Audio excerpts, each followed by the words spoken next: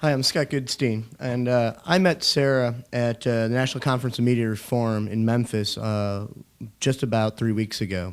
And John Stauber from the Center for Media and Democracy and I listened to what was happening to Sarah and other journalists, Dar Jamal, Greg, a few other folks, and thought, this is insane.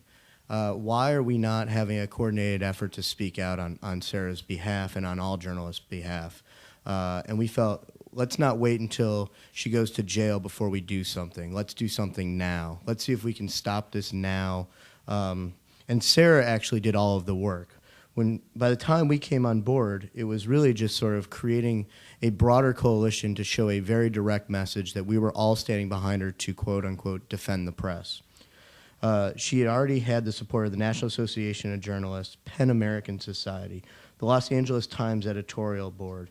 And then when the other folks came on board, you could start seeing a building momentum to the backlash of going, we should not let this happen to other journalists, especially independent journalists that are digging to find the true stories of what's going on to our military.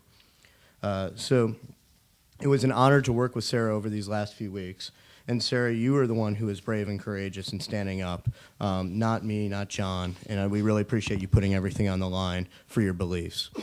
I have here, and I'm just going to read a brief letter from your Congresswoman, Congresswoman Barbara Lee. Real quick, it's only 2 paragraphs, but it's important to understand the principles behind this. Dear Ms. Olson, I'm writing to you to lend you my support in your efforts to protect journalistic freedom, and I'm very pleased to hear that the subpoena for your testimony has been dismissed.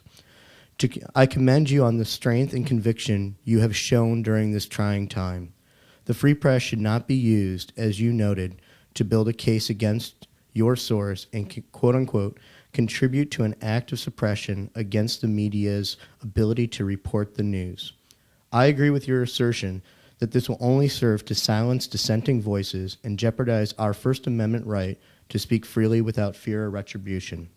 I believe that journalists should serve only as an intermediary of information and should not be forced to, quote, act as the eyes and ears of the government. The freedom of the press helps to guarantee the rest of our liberties. I applaud you and your firm stance and congratulate you on the success of your campaign to dismiss the subpoena. Sincerely, Barbara Lee. So with that, again, it really was all Sarah, and we were honored to work with you in building this quick and fast coalition, and we're glad the subpoenas were dropped against you.